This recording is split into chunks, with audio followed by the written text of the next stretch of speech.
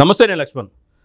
Pulivendula MLA Jagan Reddy గారు ఒక వినూత్న కార్యక్రమాలకి శ్రీకారం చుడుతున్నారు. ఆయన వాయిదాలు వేసుకుంటూ కొన్ని డేట్లు ప్రకటించారు. ఆ డేట్లే ఆయన ఉద్యమాల డేట్లంట, ధర్నాల డేట్లంట, నిరసన డేట్లంట. అవి చూసుకుంటే డిసెంబరు 13, డిసెంబరు 20, డిసెంబరు 27, జనవరి 3 ఈ డేట్లు ఆయన విద్య, వైద్యం, రైతు సమస్యలపైన కూటమి ప్రభుత్వం ఎంటైర్ ఫెయిల్ అయింది అని చెప్పడానికి ఆయన నిర్ణయించుకున్న డేట్లు. ఆహా, ఏమి డేట్లు అండి! ఈ డేట్లలో వైసీపీ మాజీ ముఖ్యమంత్రి ఇప్పుడున్న కూటమి ముఖ్యమంత్రిని ఏకరవు పెట్టుకుంటూ అనేక కార్యక్రమాలు చేస్తారు అని ప్రజలందరూ భావిస్తున్నారు. కానీ ఈ డేట్లలో దాగి ఉన్న ఒక మర్మాన్ని ఇప్పుడు చెప్పాలి. అదే ఎన్ని డేట్లు శుక్రవారాలే.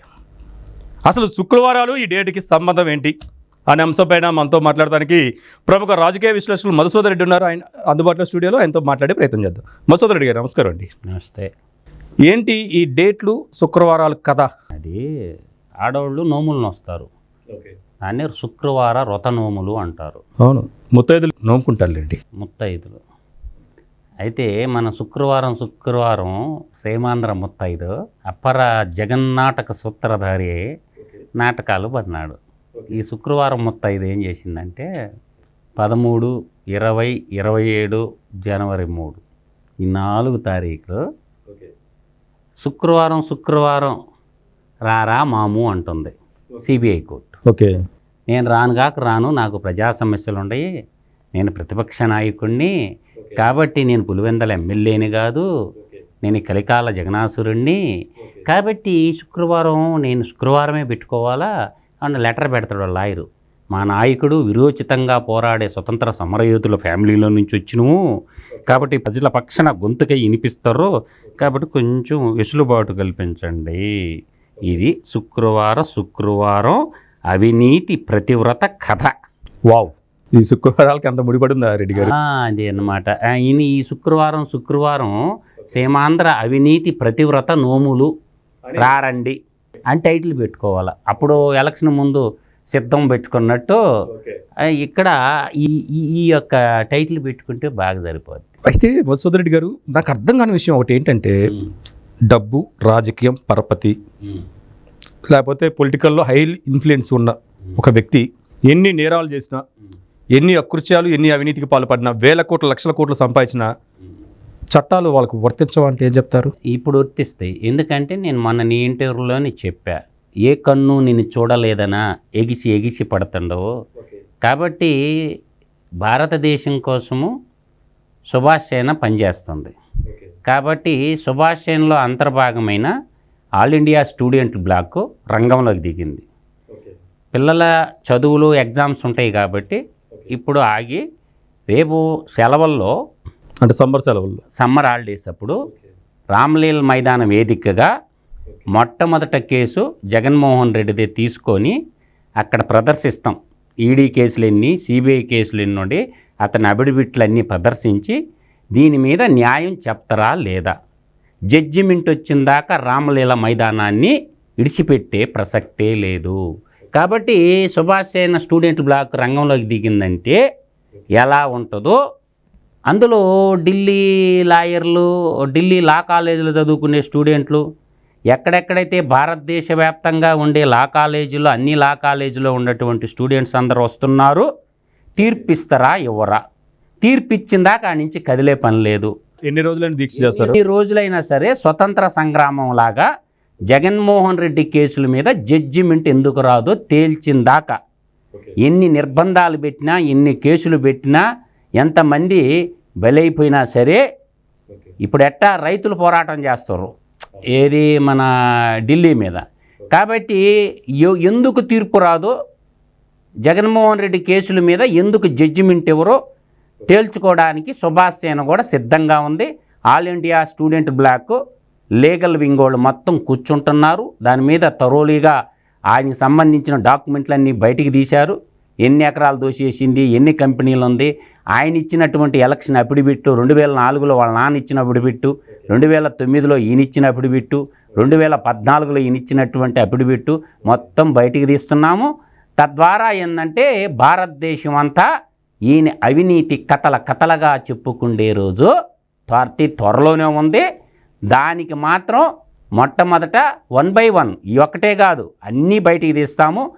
ఒక రాష్ట్ర ముఖ్యమంత్రిగా చేసినటువంటి వ్యక్తి దేశద్రోహిగా ఉండిపోతే, దేశ ఆర్థిక సంపదను లూటీ చేసి ఉంటే, కోర్టులన్నింటినీ జడ్జీలందరూ కూడా వాళ్ళ కర్తవ్యాన్ని విస్మరించి ఒక ఆర్థిక ఉగ్రవాదికి వెసులుబాటు ఇస్తుంటే, అందువల్ల గ్రీన్ హంట్ పేరుతోనూ మరో దాని పేరుతో చెప్పేసి భారతీయ బిడ్డల్ని పారేస్తుంటే ఆర్థిక ఉగ్రవాదుల్ని దేని పెట్టి this is the valid point. Yes అండి. మధుసూదన్ రెడ్డి గారు దాదాపు 12 సంవత్సరాలుగా బెయిల్ మీద ఉన్నాడు.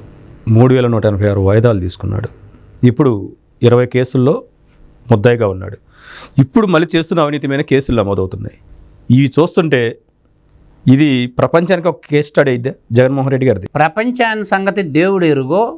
ఇప్పుడు జగన్మోహన్ రెడ్డి అంటుండవు, లోకల్ కోర్టు చూశాను, డిస్టిక్ కోర్టు చూశాను, హైకోర్టు చూశాను, సిబిఐ కోర్టులు చూశాను, ఎన్ఐఏ కోర్టులు చూశాను, ప్రజాప్రాతినిధ్య చట్టం కింద ఉన్న కోర్టులు చూశాను, సుప్రీంకోర్టు చూశాను, కావాలంటే అంతర్జాతీయ కోర్టుకు పోండి, ఓకే, లేదంటే అంతరిక్షంలో ఇంకో కోర్టుకు పెట్టుకోండి, నా ఎంటికి కూడా బెరకలేడు అంటుండగా.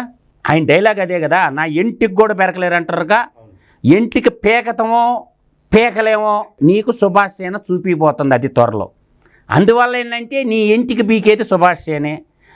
2025 డిసెంబర్ 31 లోపల జగన్మోహన్ రెడ్డి సీటీ బర్రని చింపటానికి సుభాష్ సేన భారతీయ తల్లిగన్న ముద్దు బిడ్డలు సంసిద్ధంగా ఉన్నారు. కాబట్టి నువ్వు సిద్ధంగా ఉండు. ఓకే. అందువల్ల ఏంటంటే నీ అవినీతి కేసులలో ఉండేటటువంటి మొత్తం తుప్పు కానీ వదిలించకపోతే నా మీదే ఒట్టు. అందువల్ల ఏంటంటే సుభాష్ సేనతో గోక్కున్నావు. నీ 13 జిల్లాల పార్టీకి, లేకపోతే నువ్వు పెట్టుకున్న 26 జిల్లాల పార్టీకి అంతుంటే 14 దేశాల్లో భారతదేశం అంతా ఉన్న సుభాష్ చంద్రబోస్ అభిమానులకి, సుభాష్ చంద్రబోస్ అయినటువంటి వారసులకి మాకెంత ఉండాలా? అందువల్ల ఈడ బాధ వ్యక్తిగతం కాదు, ప్రజల సొమ్ము లూటీ చేసి ఫ్లైటుల్లో ప్యాలెస్లు కట్టుకుంటా నా ఇష్టం వచ్చినట్టు నేను ఎవడినైనా చంపేస్తా, ఎవడి మీదైనా కేసులు పెడతా, ఎవడినైనా జైలుకు పంపిస్తాననేటటువంటి దాని మీదకే జడ్జిమెంట్ కోసం భారతదేశ న్యాయ వ్యవస్థల మీద లోపం. కాబట్టి అప్పుడు ఎందుకు రాడు? ఈడీ ఎందుకు కదిలి రాదు? సిబిఐ ఎందుకు కదిలి రాదు? జడ్జీలు ఎందుకు కదిలి రారు? అది మేము చూస్తున్నాం. ఈ శుక్రవారం కథలకే, ఈ కలికాల కాకరగాడికి, కలికాల జగనాసురుడికి చరమగీతం పాడబోతున్నాము. రాసి పెట్టుకోండి. ఎవడికన్నా డౌట్ ఉంటే 2025 డిసెంబర్ 31 లోపల జగన్మోహన్ రెడ్డి సినిమా క్లోజ్. మీరు ఢిల్లీ జంతర్ మంతర్ని ఎందుకు ఎంచుకున్నారు? ఆంధ్రప్రదేశ్లో మీరు వెళ్ళి నిరాహార దీక్ష చేయొచ్చు కదా. ఎందుకు ఆంధ్రప్రదేశ్ కాదు చేయాల్సింది? ఎందుకంటే సుప్రీంకోర్టు ఎక్కడుంది? న్యూఢిల్లీలో ఉంది. అంటే శాసన వ్యవస్థ, కార్యనిర్వాహక వ్యవస్థ ఫెయిల్ దేశాన్ని పరిరక్షించేది సుప్రీం పవర్స్ ఉండేది సుప్రీంకోర్టుకి. కాబట్టి సుప్రీంకోర్టు సిజేఐ గారు సమాధానం చెప్పాలా. న్యాయ వ్యవస్థ అన్ని వ్యవస్థలు నాశనమైపోయినా దేశాన్ని కాపాడాల్సిన బాధ్యత, దేశాన్ని రక్షించాల్సిన బాధ్యత ద సుప్రీం పవర్ ఉండేది సుప్రీంకోర్టుకి. కాబట్టి సుప్రీంకోర్టు న్యూఢిల్లీలో ఉంది, కానీ సుప్రీంకోర్టు చీఫ్ జస్టిస్ గారు వచ్చి సమాధానం చెప్పాలనేది మా యొక్క పాయింట్. ఆ కేసు జడ్జిమెంట్ ఇస్తాడా ఈడా ఏదో ఒకటి తేల్చడానికి మేము సంసిద్ధంగా ఉన్నాము. అందువల్ల ఏంటంటే సమరభేరి మోగిపోతున్నాము. ఆ సమరభేరిలో అంతిమ విజయం సుభాష్ సేనదే, ఆల్ ఇండియా స్టూడెంట్ బ్లాక్దే. కాబట్టి భారతదేశంలో అవినీతి పొరుగుల గుండెల్లో రైళ్లు పడిగించడానికి సుభాష్ సేన సమరభేరి మోగించింది. ఆ సమరభేరిలో సమిధులయ్యేది ఎంతమందో తేల్చుకోవాల్సిందే. ఆర్థిక ఉగ్రవాదులు రాజకీయ పార్టీలు పెట్టుకొని పత్తిత్తు మాటలు మాట్లాడితే ఒప్పుకో. చట్టం ముందు అందరూ సమానమే. కాబట్టి ఆ చట్టం ముందు రూల్ ఆఫ్ లా అందరికి ఒకటే. కాబట్టి న్యాయం అడుగుతున్నాం. అది దేశ సంపద, దేశ ద్రోహానికి బాల్పడ్డారు. కాబట్టి దేశ సంపదను లూటీ చేసినటువంటి బ్రిటిష్ వాళ్ళని తరిమేసి స్వతంత్రం తెచ్చుకున్నది ఇందుక 250 ఏళ్ళు విరోచితంగా పోరాడి ధనమాన ప్రాణాలను పణంగా పెట్టి ఈ దేశానికి స్వతంత్రం ఓరకరాల. అందువల్ల ఎంతరో మంది త్యాగధనులు వాళ్ళ ధనమాన ప్రాణాలు త్యాగ ఫలితమే ఈ దేశానికి స్వతంత్రం వచ్చింది. కాబట్టి జగన్మోహన్ రెడ్డి ఏమో అతీతుడు కాదు, బ్రిటిషోడు కంటే గొప్పోడు కాదు. అందువల్ల ఈ దేశాన్ని చెరబట్టిన వాళ్ళల్లో పోర్చుగీసోళ్ళు, డచ్చోళ్ళు, ఆంగ్లేయులు, ఆ మొఘలాయులు ఎంతమంది ఈ దేశం మీద పడి మేసినా తిరుగుబాటు చేసినాము, దేశాన్ని రక్షించుకోవాలం. అందువల్ల ఏంటంటే ఈ యొక్క ఆర్థిక ఉగ్రవాది పేచంగాని అనచకపోతే వీడు న్యాయస్థానాలకే సవాలు విసిరిన ఎంటికి కూడా పెరకలేడు అంటుండే కదా, పెరిగి చూపిస్తాం. ఇది మొత్తానికి జగన్మోహన్ రెడ్డి ఆయన ఏదైతే ఉద్యమాలు, నిరసనలు, ధర్నాలు, కార్యక్రమాలకి డేట్లు ఇచ్చాడో ఆ డేట్లు మొత్తం శుక్రవారమే ఎందుకు పెట్టుకున్నారో చర్చ ద్వారా అర్థమైంది. మరొక అంశంతో మళ్ళీ కలుద్దాం.